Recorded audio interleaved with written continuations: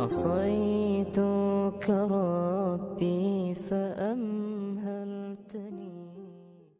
Rasulullah memerintahkan Abu Hurairah, ya Aba Hurairah, wa'mur ahlaka bisalah. Wahai Abu Hurairah, perintahkan anak istrimu dengan melakukan salat. Pu Abu Hurairah anak ketemayang. Na piu-piu ketemayang. Yang dari ketemayang tunat dari lihan syah tu boh kepiu. Oh kayak gede yo. Nggak urang kalau bayar rakaman ne. Dia bekat temayang ah. Ini yang ngoti antang kalau bayar rakaman ji. Kali ketemayang, ini yang ngoti kata. Ladum pura-pura tanya yang temayang pura. Antang kali ya. Badai kalau.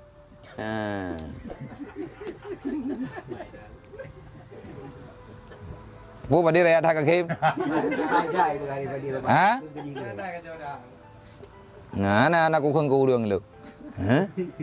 Jadi tengok tidak ibadat, tidak pobo ibadat barang kapunya baik mengharap. Aki misalnya Allah dan lagi temayang. Kemasalah Nabi dan pegawai Abu Hurairah itu adalah hikmah. Na pegawai Abu Hurairah, na pegawai Rasulullah, tak perintah ahli drone, na juga bak keluarga drone itu temayang. Pakot. Karena Allah na menjanji han akan nempu papa dan akan gepemudah rezeki orang yang lakukan salat 5 waktu. Sembahyangnya pintu rezeki, pintu berkat. Andai kata mesti terjadi hana gejuk oleh Allah, dah aja ke masalah bi. Menanti ibadat yang popo lain. Baik lagi tanya tentang ibadat, mengharapkan sesuatu yang sesuatunya balasan daripada balasan ini dunia. Ada lang dunianya kan? Na ibadat hana ibadat Allah Taala kalau menjanji baik tutah. Wa ma min dabatin fil ardi illa 'alallahi rizquha. Hana mataboh makhluk pi yang tinggal dalam dunianya ya hana gebi rezeki oleh Allah. Tapi dah pegah. Allah tidak menjanjikan gaji kita berapa. Allah tak pernah menjanjikan gajimu dalam sehari berapa. Hana gelake, hana menjanjinya oleh Allah. Tetapi Allah telah menjanjikan rezeki untuk dirimu. Allah tidak menjanjikan gaji, tetapi Allah menjanjikan rezeki.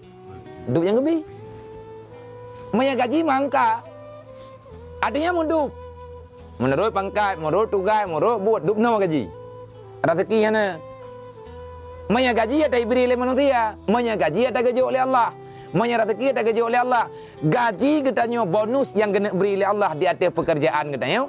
Maya gaji oleh Allah nyan hana terhingga. 4 balasan mulai lang kubu sampai terus urut kiamat. Maka udah yang katruk lang kubunya kita bayang draw kebagiban. Di saat katanya kata tamu dalam kuburan yang katanya bisa menjawab paling tidak 80% terjawab. Kita nanti setelah bangkit berada di mana?